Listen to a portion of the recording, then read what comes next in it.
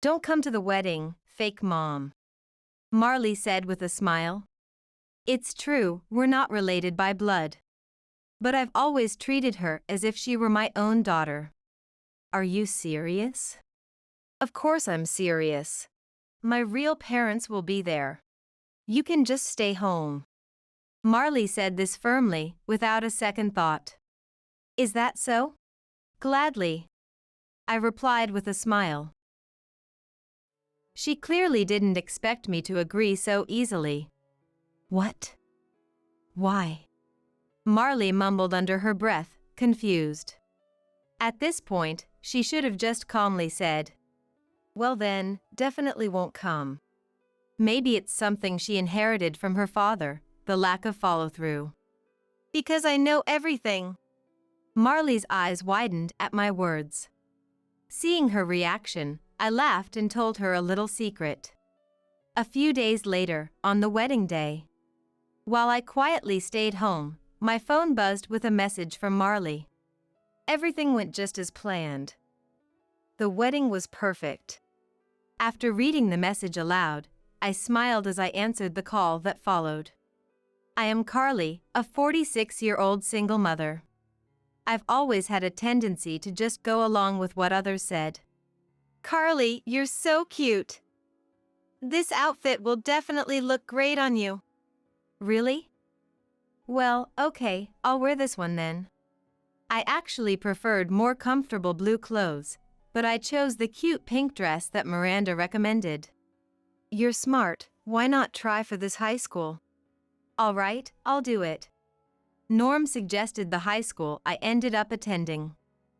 It wasn't that I didn't have opinions of my own. I just found it easier to go along with what people said rather than stir up unnecessary conflict by voicing my own thoughts. Still, in the end, it was my decision, so I took full responsibility for it. I can't believe you actually got in. Carly, you're my pride and joy. I know, right? Plus, you're such a fashionista. I'm so proud of you too. Thanks. Hearing that makes all the hard work worth it. Even if I was easily influenced, I worked hard to get into the school I chose and learned how to wear the clothes Miranda recommended. That's how I grew up, going along with things but turning out pretty normal. I never had any real experience with dating. Carly is so cute, why doesn't she have a boyfriend? If you keep waiting, you'll end up with some sketchy guy. Isn't that a little extreme? Miranda always called me cute, but my face was just plain, nothing special. On top of that, my friends were always on guard, saying, Carly, you're too easily influenced. You have to be careful. So the men who showed any interest in me were scared off, and eventually, no one bothered to approach me at all. That's how I ended up without a boyfriend. I don't want to meddle, but... Eventually, Norm got concerned and introduced me to a man. Norm is a department head at a company I know. The man was the son of his colleague, and like me, he was single. Apparently, the parents thought it was a good idea to introduce us. I'm okay with that. Even though the man was the son of the company's president. I knew Norm couldn't refuse the idea. With that in mind, I agreed to Norm's proposal. I'm Arthur. It's nice to meet you. Likewise, it's a pleasure. That's how I met Arthur, my future husband. We went out to dinner, arranged by our parents, as a trial. Then we exchanged numbers and started going on more dates. I'm into girls like Carly, calm and composed. If you're okay with it, I'd like to date you officially. Eventually, he confessed his feelings to me. I admired his serious and reliable demeanor, so I accepted his confession, and we started dating. The following year, we tied the knot and began what seemed like a peaceful married life. I have to work this weekend. Oh, really? That's a shame, but if it's for work, I understand. About 2 years into our marriage, Arthur, now positioned to take over as the next CEO, was working even on weekends. What do you mean by a shame? Do you have a problem with it? No, it's just that we were planning on going shopping together this weekend for the first time in a while. Hearing my words, Arthur let out a long sigh. He shot me a look of irritation, his eyes heavy with frustration. Who do you think makes it possible for you to be a housewife? It's because I work hard that you don't have to. When we got married, Arthur insisted that I stay home as a housewife. Sure, I knew that without his income, we wouldn't be able to live as we do. But did I really deserve to be spoken to like this, just for expressing a little disappointment? I'm sorry if I upset you. I was just looking forward to spending time with you. When I apologized, Arthur ignored me and went straight to his room. Recently, Arthur had become cold and distant toward me. Did I do something wrong? I mumbled to myself, but I couldn't think of anything. Being a housewife, I made sure to never slack on my household chores. I had maintained the same lifestyle for Arthur since our early newlywed days. At this rate, having kids is just a distant dream. I had always loved children. Even before we got married, I had told Arthur that I wanted a big family. I've always dreamed of being surrounded by lots of kids too. He used to say things like that. But now, we barely had any time together as a couple. Is this really who Arthur is now? Ever since we got married, Arthur had completely changed. I quit my job as he said, but he would say, "You know you'd never survive without me," making it clear how little he thought of me. Maybe I should just go shopping by myself. Clear my head a little. There was no point in dwelling on it. If Arthur wasn't coming, at least I could enjoy a relaxing day shopping alone. With that mindset, I decided to take a small break from everything. Wait, Arthur?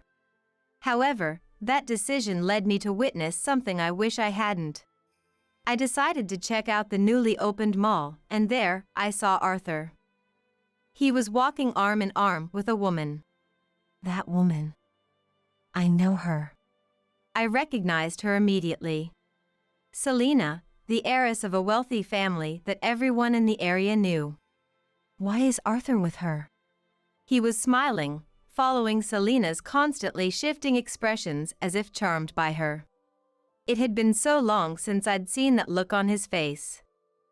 I was frozen, unable to say anything, just staring in disbelief. Could he really be cheating on me? As I whispered those words to myself, countless thoughts started running through my mind. If Arthur is cheating, should I divorce him? But I need proof first. How do I even start? Carly, what are you doing? When I came to my senses, I was back home, and Arthur was speaking to me with a puzzled look. Why are you just standing there? And where's dinner? I come home exhausted, and you haven't even run a bath for me? Arthur, are you cheating on me? Arthur spoke to me, and I accidentally let something slip. As soon as I did, his body began to tremble. I saw you walking with another woman today. Now, what would he say? Would he get angry? Try to dodge the truth? Ask for a divorce? While I was expecting one of these responses, he said, I'm sorry. The truth is, she threatened to break the contract unless I dated her. He started apologizing, offering excuses. According to him, the woman's parents were connected to Roland's business, and he had been pressured into going on dates with her. But the one I truly love is Carly. I need you, Carly. Okay. But promise me you won't see her again. With all this information thrown at me so quickly, I found myself confused and somehow forgave him. Thank you, Carly. Arthur smiled as he thanked me. From then on, he came straight home after work, and he blocked her contact. I'm sure we'll be okay. We can make this work again. Watching Arthur's behavior, I began to think maybe we could fix our marriage. But that hope was soon shattered. I'm sorry for dragging you along today. No, I had a good time too. A year after I discovering his affair, I was out with Zoe for the day. Oh, I got some delicious tea the other day. Would you like to try some? Really? Well, if you're offering, I'd love to. My relationship with my in-laws had been good. In the early days of our marriage, we tried not to interfere in each other's lives. I'm really sorry about my idiot son. Thank you for not divorcing him after all that. We'll do whatever we can to make it up to you. Arthur's misdeeds brought us closer. And as a result, Zoe and I became good friends. Wait, do you hear crying? You're right. Is that coming from Carly's house? When Zoe and I arrived at the house, there was a small child crying at the front door. We hurried over to the child, immediately trying to offer comfort. But all the child could do was cry. Mommy, Mommy! And we couldn't figure out what was going on. I'll call the police right now. Please. Wait, is this a note? As I tried to comfort the child, I found a small note tucked into their pocket. It was written in Arthur's handwriting. Take Marley and the house, just let me go. As soon as I finished reading, a terrible feeling washed over me. No way. Did Arthur run off with that woman? Unfortunately, my suspicion turned out to be correct. Shortly afterward, the police and Roland intervened, and Arthur was found in a hotel with Selena. I wanted to leave behind a boring woman and a troublesome child to live happily with Selena. Arthur, now charged with child abandonment, reportedly said that. According to him, he had met Selena shortly after we got married at a party filled with wealthy people and started an affair with her. Then, Selena got pregnant with Marley. When I realized it was too late to do anything but have the baby. Even though Selena gave birth to Marley, she had no intention of raising her. Her parents spoiled her and didn't care for the baby. The only person who had any sense was her grandmother, but she had passed away. With no one left to help, and Marley being difficult in her toddler years, I dumped her at your boring house. Arthur came to be with me, and we could have been happy, said Selena, who was arrested along with Arthur. It's just horrible. Not only did she pretend to repent and betray me, but she even abandoned her own daughter. After putting up with enough, I decided to divorce Arthur. You've been through a lot, Marley. The real issue was what to do with Marley, who was left behind. With both Arthur and Selena arrested, Marley had no place to go. Even Selena's parents refused to take her in. The Rolands aren't in a position to take her either. Zoe, devastated by her son's reckless actions, had collapsed. Roland, trying to support her while also managing the company, didn't have the capacity to take Marley. In the midst of it all, Marley clung to my clothes, looking so lonely. Marley, would you like to live with me? Before I realized it, I had spoken those words to her. At just 2 years old, without love or affection from those around her, she was destined to end up in a foster home. Maybe I felt sympathy for her. Raising a child isn't as easy as you think. Exactly, and you're still in your 20s. You can start over. Naturally, my parents opposed my decision. But my mind was made up.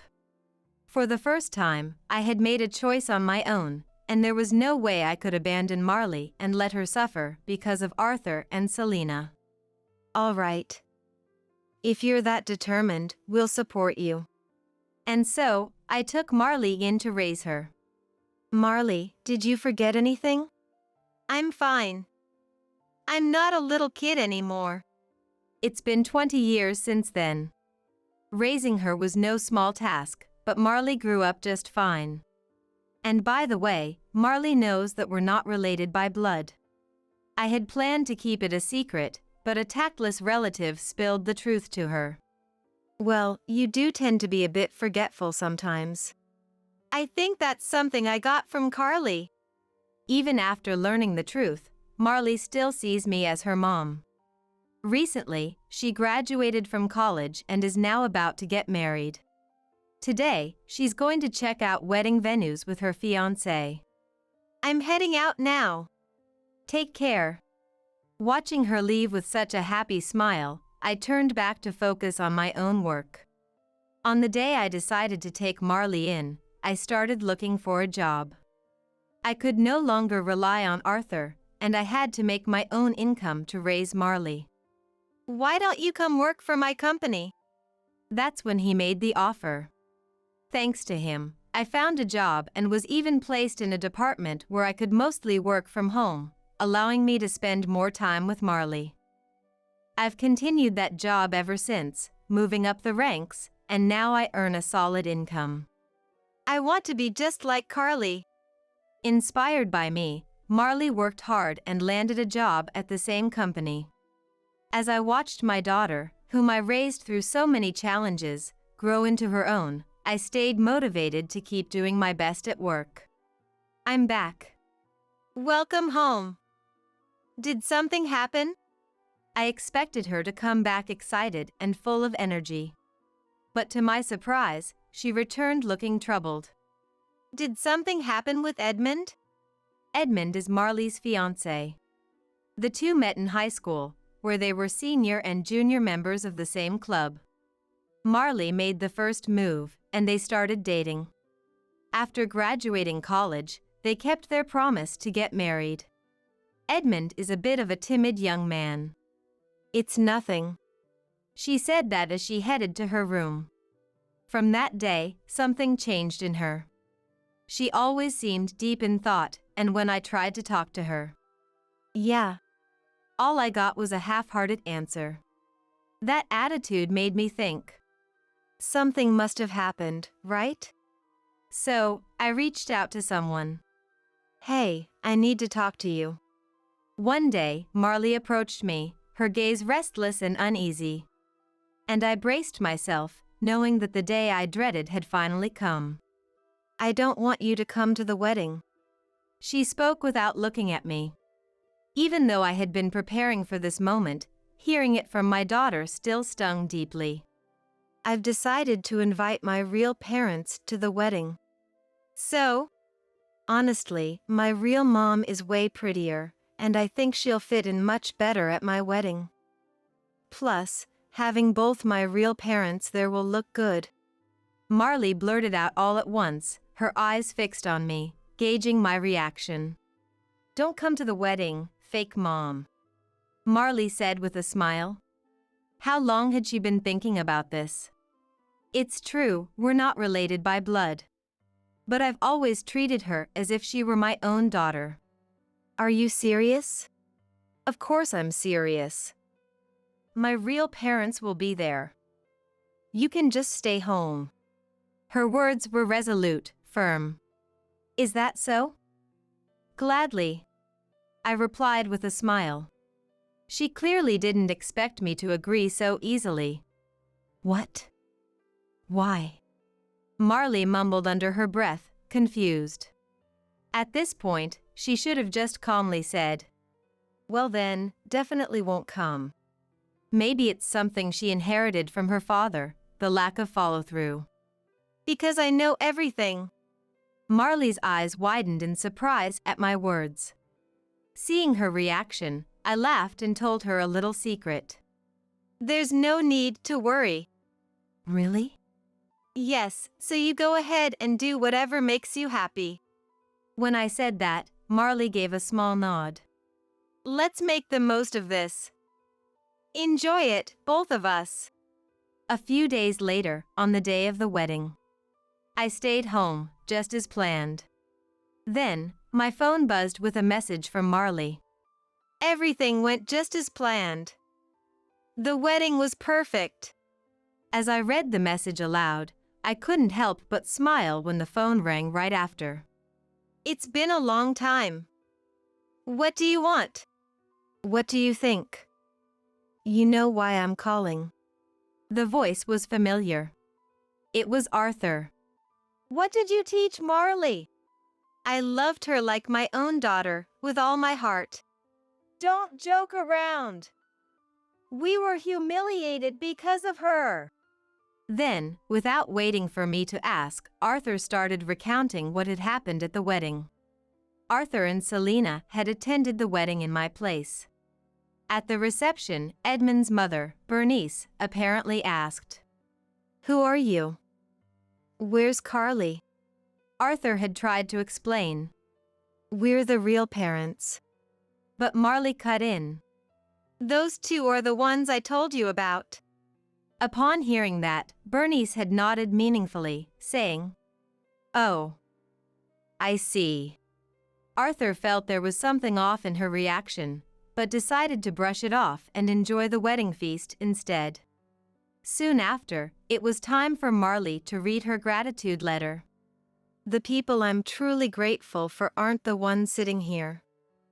It's Carly, who raised me for 20 years. Marley spoke about how her parents had abandoned her when she was just 2, how they were arrested, and how despite having no contact with her, they suddenly wanted to be part of her life now. I was born to parents like this. That's my only regret. That's how Marley finished her words, and it earned her cold stares from everyone around her. So what? I only spoke the truth, didn't I? Do you even understand what we went through because of it? How could I?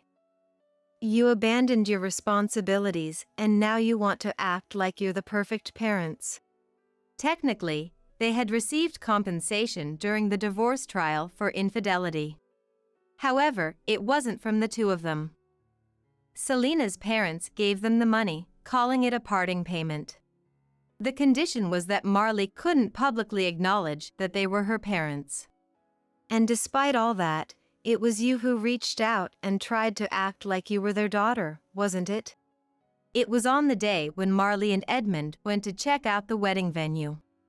As they stepped out, overjoyed by how perfect everything seemed for their dream wedding, they were stopped. It's been a while, Marley. You've grown into a beauty, just like me. Those were the words they were greeted with. When faced with her biological parents for the first time, Marley was confused. They immediately revealed themselves, saying they were her real parents. And then, It seems you demanded, you're our daughter, so it's time for you to support us. Their shamelessness knew no bounds. When I heard this story, I was furious with Arthur and Selina. What's wrong with that? She's our child.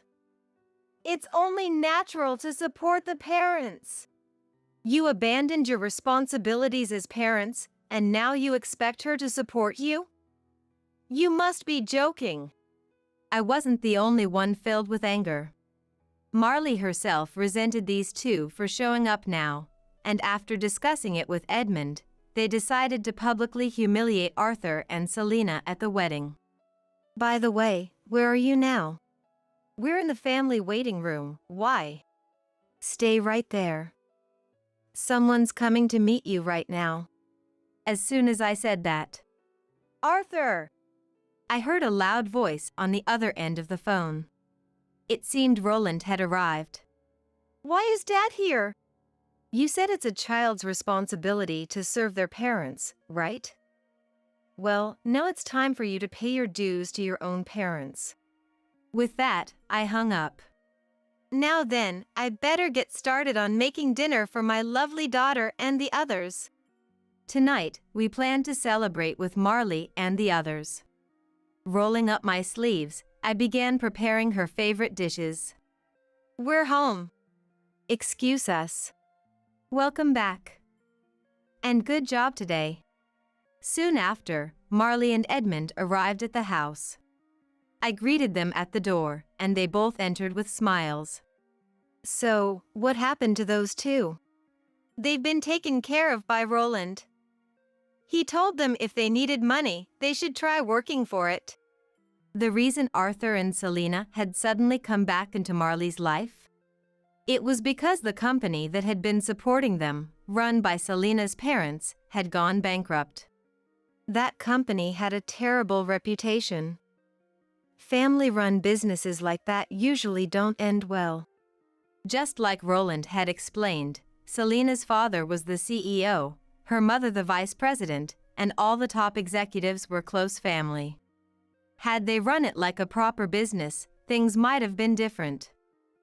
Instead, they treated their employees poorly, bossing them around and making them work without any days off. Their employees' frustrations had been building for some time, and then Arthur and Selena showed up. Those two acted as they pleased, and finally, the employees couldn't take it anymore. Outraged by Selena family's arrogance, the employees started reporting the truth about. In no time, the company collapsed. Even though there was income from real estate aside from running the company, we were able to live lavishly for a while. However, the victims of the Selena family were far more numerous than expected, and we had no choice but to sell those properties for compensation. So, now that they can't make ends meet, they're coming to me? What a nuisance. When I told Marley what Roland had told me, she grimaced and muttered under her breath. Next to her, Edmund gave a wry smile. I'm embarrassed to have parents like them. Sorry for dragging you into this, Edmund. Don't worry about it. I promised to make you happy, so this much is only natural. Honestly, if it weren't for Edmund, I probably wouldn't be able to talk to Marley like this, smiling. When I noticed something had changed about Marley, I reached out to her. Actually, on that day, 2 people claiming to be Marley's real parents showed up. Apparently, Marley had told him to keep it quiet, but Edmund thought that if he didn't tell me, it could damage our relationship. So, Edmund had confided in me about the contact from Arthur and the brazen pair who were planning to cause embarrassment at the wedding. If it weren't for Edmund, I might have ended up resenting Marley. Marley gave a wry smile at my words this time. There was a reason why she hadn't explained everything and had tried to push me away. I just thought that I'd end up causing you more trouble, Carly. As the two began fixating on her, Marley feared that being around them would bring problems to me too. That's why she deliberately tried to distance herself. After all, Carly, you've gone through so much raising me, someone you had no blood ties or legal obligation to care for. I didn't want to trouble you any further. I understand how you feel. But please, let me worry about you, at least as your mother.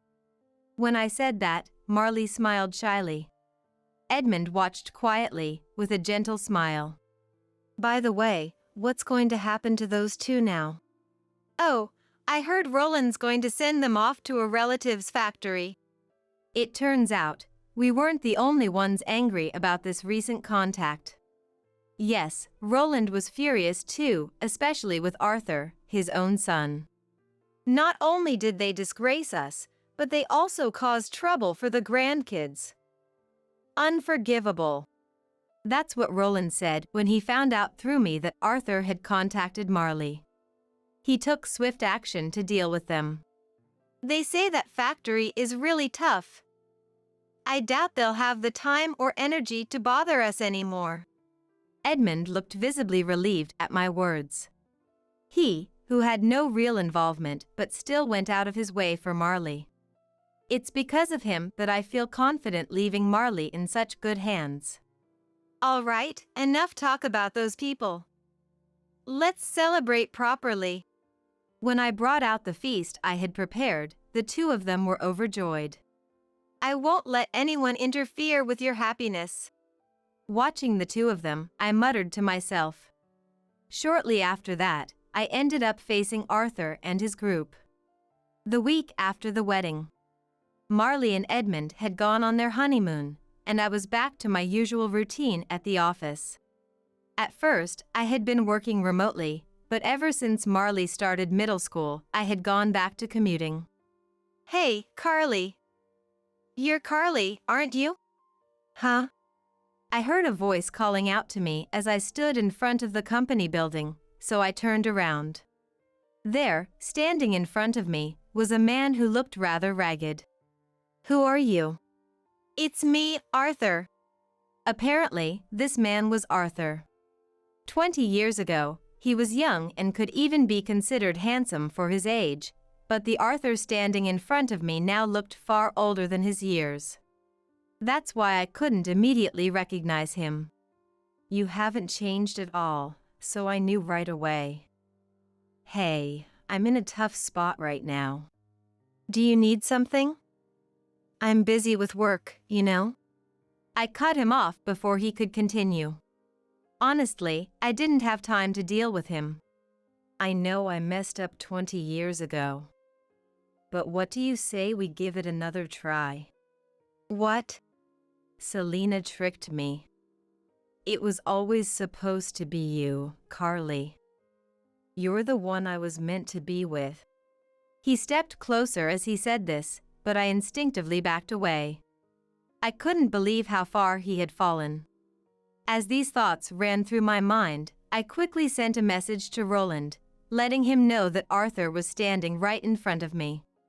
I figured you'd help me out if I asked. Don't underestimate me. I'm not the pushover you remember. I used to be easily swayed. Back then, I probably would have done anything Arthur asked of me.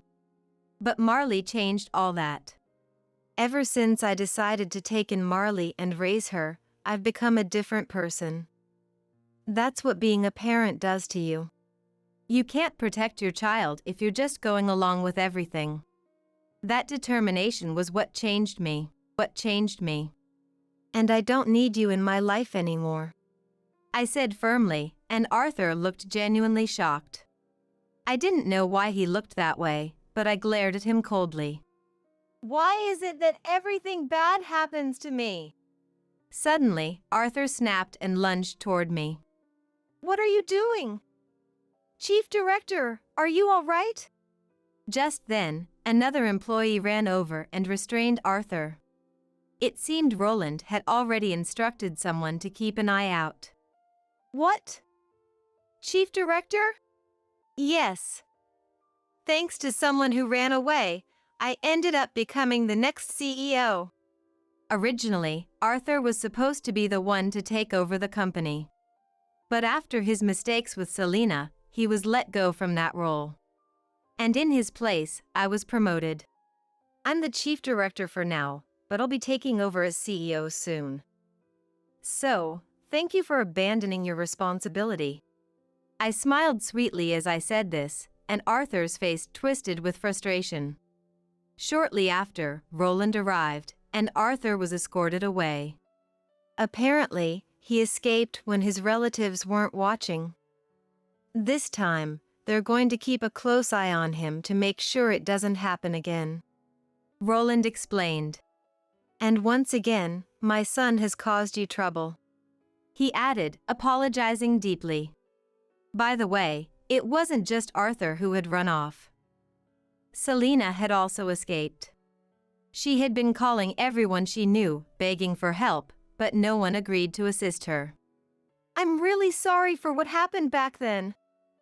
But now they want me to work in a factory? I've never had a real job before. How can I do this? She had even tried to contact me, but I had already blocked her number, so her messages went unread. Eventually, Selena was caught too. Under stricter surveillance than before, the two of them were now stuck doing grueling work, cursing each other as they toiled away. I might have been able to avoid responsibility until now, but from here on out, I'll have to take on my share. Once Marley comes back, I'll need to tell her right away. With that thought in mind, I threw myself into work once again. Afterward, the Selena family quietly scattered. It seems they're all paying for the responsibilities they tried so hard to run away from. I wish I could have seen Carly stand up to them herself. When I told Marley the whole story, she looked disappointed while handing me the souvenirs from her honeymoon. but there was a mischievous glint in her eyes, making me smile despite everything. So, they won't be bothering us again, right? Yes, but just to be sure, I'm planning to move. It's a little lonely staying in this house alone anyway. Marley, who had been living with me, was getting ready to leave now that she was married. And I, too, had plans to move closer to my office. Incidentally, both my family and my in-laws were also moving. While part of it was to protect ourselves from Arthur, it was also because they were planning to retire to a quieter, rural life. Why don't you just move in with us? You're newlyweds, enjoy your time together. But you can visit any time you want. I couldn't tell Marley, but now that my child-rearing days were over, I was really looking forward to enjoying some alone time for a while. I see. Thank you, Mom, for everything you've done for me. It seemed like Marley could sense my thoughts. Her wide, grateful smile made me feel like all my efforts were finally worth it. Thank you for being my daughter, I said, and together we shared a warm laugh. After that, I took over the company from Roland and became the new president. Though it was a lot of work, my days were full and fulfilling. I have to thank him for giving me the company and for letting me be Marley's mother. Arthur and Selena, meanwhile, seem to have lost the energy to escape and are resigned to a life of endless work. They're probably regretting their actions now. All right, time to forget about those two and focus on my work. I pushed them out of my mind and got back to the task at hand. Some time later, Marley invited me to a restaurant. This place is beautiful, right? It's actually Edmund's family's restaurant. I turned around at the sound of her voice and found her standing there in a wedding dress. My eyes widened in surprise, and she gave me a playful smile. Carly, I wanted you to see me on my special day. Her words filled me with emotion from the depths of my heart. To be honest, even though I understood the situation, I had been sad about not being able to attend her wedding. Today is the real wedding. It seems that the previous ceremony, attended by Arthur, had only a few close allies in attendance. Edmund's parents, who were part of that group, had suggested hosting a restaurant wedding at their family business. I see. You look absolutely stunning, Marley. Thank you. She smiled, radiating happiness, as she walked toward Edmund, who was waiting for her in his tuxedo. I watched her go, my heart full, with a smile on my face. Believe it or not, this restaurant is ours, and it's meant for my oldest son and his wife. If you don't like it, then get a divorce, yelled my husband in a fit of rage. Following him, my husband's brother, now called Mike, made his arrogant claim. I'm part of this family too, you know? Surely, I deserve some part in the restaurant. Not to be left out, Mike's wife, Karen, also berated me. You don't deserve to run such a fine establishment. Get out already! I felt a surge of anger within me. I couldn't care less about what happened to these people. I decided there and then to put them in their place, once and for all. The first order of business to correct their misguided notions. I can't help but smirk at the thought of the look on their faces when they find out the truth. My name is Natalie Farrell. At 35, I'm running a sushi restaurant. I have many regular customers, and thankfully, the business is doing well. The shop was originally started by my grandparents. Both of my parents passed away from illness when I was young, so my grandparents became my guardians. As I helped out in the shop, I became interested in becoming a sushi chef and taking over the shop. After graduating from culinary school, I started working in the restaurant immediately. I learned how to make sushi from my grandfather and how to serve customers from my grandmother. Thanks to their guidance, I became a competent chef and developed proper etiquette. For a while, the three of us ran the shop, but when I turned 23, a man named Steve Farrell came to our shop. He was 5 years older than me. He used to be a sushi chef, but the shop he had been working at had closed down, so he was looking for a new job. My grandparents were considering retirement due to their old age. They had mentioned that they wanted one more employee, so we decided to hire him. His skills were undeniable, and he quickly became a valuable asset. I learned a lot from him, and we eventually grew close and got married when I was 25. My grandparents thought Steve was a reliable and honest man, and they felt secure with him. Our married life went well, and after my grandparents retired, we continued to run the shop together, supporting each other. However, when I was 31, my grandmother passed away from an illness. The following year, my grandfather also passed away. Since then, my husband's attitude started to change gradually. When I was in the kitchen, he would become grumpy and started saying things like, "You should focus on serving the customers. I want to hone my sushi making skills. So, I want to be in the kitchen as much as possible." Since he was so passionate about sushi, I understood and began to take over more of the serving duties. However, the real reason behind my husband's change of attitude was something different. About half a year later, I overheard him saying something on the phone. "Natalie is a woman, right?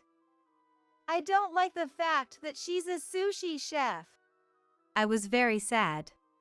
I was shocked to learn that my loving husband thought this way about me. Sushi is a traditional dish, and there's a strong tradition of male dominance in this field. Therefore, the number of female sushi chefs is low. However, this attitude is starting to change, and there are more restaurants accepting female chefs. And I believe I'm able to provide sushi that satisfies our customers. I wish he wouldn't dislike me just because I'm a woman. After hanging up the phone, my husband finally noticed my presence and hastily tried to gloss over his comments. I was just stressed out and said it without thinking. "I promise I won't say it again. Will you forgive me?" Seeing him seemingly regretful, I decided to forgive him. However, my husband started causing more problems. One day, I noticed that $3,000 had been withdrawn from our savings account. When I confronted him, he said, "My brother Mike lost his job, and I had to help him out. He's family, after all. There's nothing we can do." Frankly, I didn't like it. The reason being, Mike is a problematic person. He initially aimed to be a chef but quit early due to the rigorous training, and has been job hopping ever since. Every time we met, he would ask for money, and he gave off a very irresponsible impression. His wife, Karen, also can't hold a job. Despite this, she always has an aggressive attitude towards me, saying things like, "You must be so tired from working all the time. I'm a housewife, so I enjoy my free life." I wondered if there was any need to support these people with hundreds of thousands of dollars. They are adults, and they are healthy. I wish they could figure it out for themselves. Our restaurant was profitable, but our savings were steadily decreasing. At first, when I pointed out to him that he was giving too much, he seemed to reflect on his behavior and said, "Sorry." But later on, he said, "Natalie, you're the one managing our savings and household budget, right? You should just manage it better," and refused to listen to my advice. The situation with my husband was getting worse, and I was starting to worry seriously about our future savings. I briefly considered divorce, but eventually decided against it. Steve is an excellent craftsman, and without him, our restaurant would suffer. Besides, Steve has always been a responsible person. I clung to this thin hope that he would pull himself together someday. Later, I would realize how naive this thought was. Years have passed since my grandparents passed away, and we arrive at the present day. At this point, an event occurred that I could no longer tolerate. On our restaurant's day off, while I was doing the laundry at home, the doorbell rang. When I opened the door, there stood Mike and Karen. Hey. From today on, I can eat sushi every day now, right? lucky me. Their words made no sense. As I was at a loss, Steve appeared and I demanded an explanation. Casually, he said, "They'll be living with us for a while from today on." I was even more confused. Upon further inquiry, I learned that Mike and Karen were in dire financial straits and couldn't even afford their apartment rent. Upon learning this, Steve had taken it upon himself to allow them to stay with us for a while. What's more, neither Mike nor Karen were working, so we were expected to cover their living expenses as well.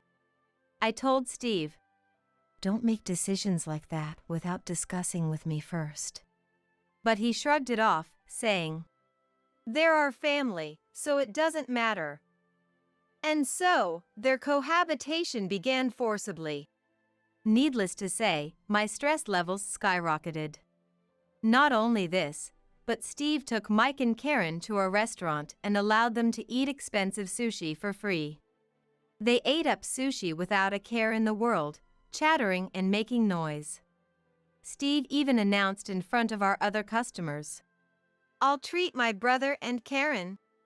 Even our regular customers seemed to find this odd. One of our regulars, a man named Tucker, frowned and warned Steve. Steve, it's not right to let them eat for free just because they're your family. It will affect the restaurant's business, won't it? Steve pretended to reflect upon his words, saying, I'm sorry. Tucker is our regular customer, and we've been close since I was a child. He's like a beloved grandfather to me.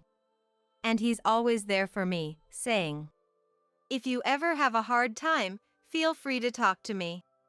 However, despite Tucker's warning, Steve didn't stop giving preferential treatment to Mike and Karen. Steve never scolded Mike and always showed a soft smile towards Karen. Watching Steve like this, a suspicion began to form in my mind. I hoped I was just misunderstanding, but my suspicion would later prove correct. When my stress was at its breaking point, a major incident occurred. One day off, Steve, Mike, and Karen told me they had important news. Actually, we've decided to hand over our restaurant to Mike and Karen. It's been Mike's dream to become a chef, and we thought it would be a good idea.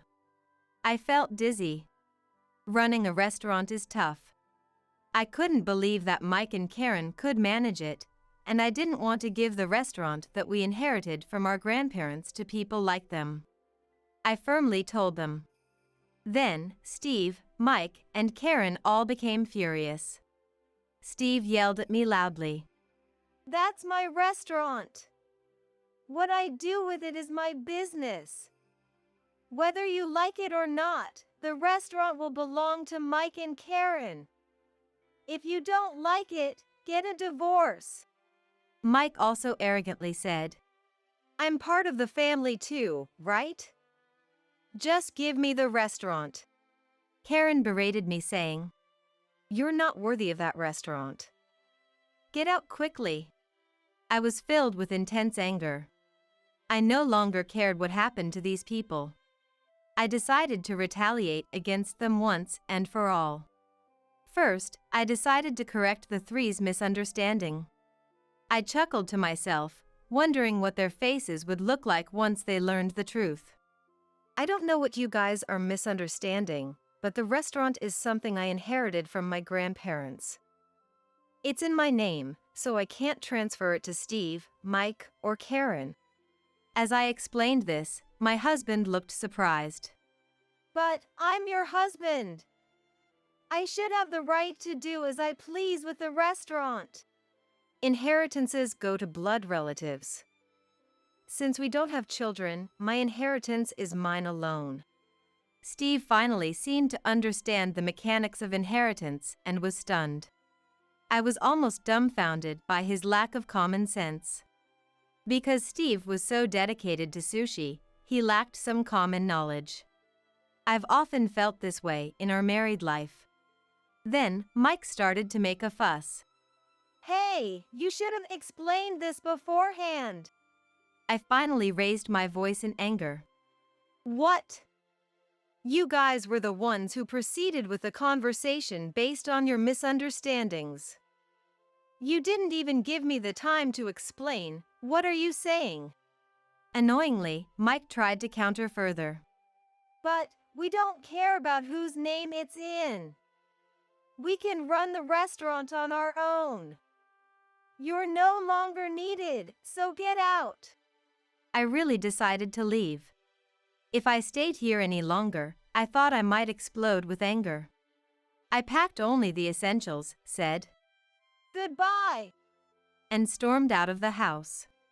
After leaving the house, I initially stayed in a cheap business hotel. There, I strategized about what to do next. I had no desire to make amends with Steve. I had finally realized that the kind Steve was nowhere to be found. I don't know if that was his true nature or if something had twisted his personality. But suddenly, I felt foolish for trusting such a horrible man. I wanted to punish him. I also wanted Mike and Karen to leave my house. I wondered how I could drive them out. After thinking about it, I made various calls and formally launched a revenge plan. I also went out for a bit, and after about a week, my preparations were complete, so I returned home. Seeing me, Steve and the couple looked triumphant. Steve smirked and looked at me. Hey, finally reflecting and came back, huh? But returning in just a week, you lack resolve. Hearing this, the couple laughed heartily. Suppressing my anger, I showed them several photos. They were stunned at that moment, but Steve and Karen's faces turned pale. Meanwhile, Mike asked in confusion, what are these photos? These are photos proving Steve and Karen's affair, I declared in a cold tone. The photos showed Steve and Karen walking arm in arm, appearing to enjoy themselves. The other photos also captured their intimate moments. Mike finally seemed to understand the situation and began to blush in anger. Hey, what is this? You've betrayed me with an affair. Mike's anger was fierce. However, Steve didn't apologize but instead doubled down. Shut up. It can't be helped, I fell in love. You were wandering around outside, and I happened to go out with Karen. Karen also began making pitiful excuses. It's your fault for not working. Compared to that, Steve is a respectable artisan. It's clear who I would choose. Karen hasn't been working either, and Steve, who's having an affair, is not someone trustworthy at all. I was beyond angry and more disgusted. The three of them had started a low-level argument, and it seemed like it was spiraling out of control. Somehow, I managed to calm them down, despite the frustration bubbling within me. Once he had calmed down a bit, my husband glared at me. How did you get these photos? You've been following us? No, I replied. I hired a detective to gather evidence of your affair. That's how I got these pictures. So, that's why I had been visiting a detective agency. My husband ranted, hiring a detective is cowardly. But the real coward was my adulterous husband. Well, it's unlikely he'd understand that. Then Mike asked a question. How did you realize my brother was having an affair? You must have suspected something to hire a detective. I let out a chuckle. Of course, I could tell. We are married, after all. I noticed right away how excessively sweet he was acting around Karen. The smile he had for her was completely different from the one he showed me or our customers. My husband was speechless. He must have thought he wouldn't get caught. In his shock, He revealed too much in front of my grandparents, how he'd acted as innocent as a cat, how he had married me for my shop, how he didn't really love me, and so on. I looked at him coldly, my heart aching. Despite loving you so much, I was betrayed by you. I've endured a lot of pain. Do you understand how much I've suffered? Can you imagine how much you've made me worry? At my harsh words, my husband finally fell silent. He looked remorseful, but I had no intention of forgiving him. Steve and Karen were silent too, probably feeling awkward. Finally, there was some quiet, and I continued. I will be claiming damages from both Karen and Steve. Be prepared. At these words, Karen erupted. Wait! I have no money! How can you claim damages from someone like me? I cut off Karen's words. All you have to do is work and earn money. You can pay in installments. It's inconceivable to hurt someone and not make amends. Karen, looking shocked, could only manage a week. Okay. And then fell silent again. I took out the divorce papers I had already filled out and made my husband fill in the necessary parts.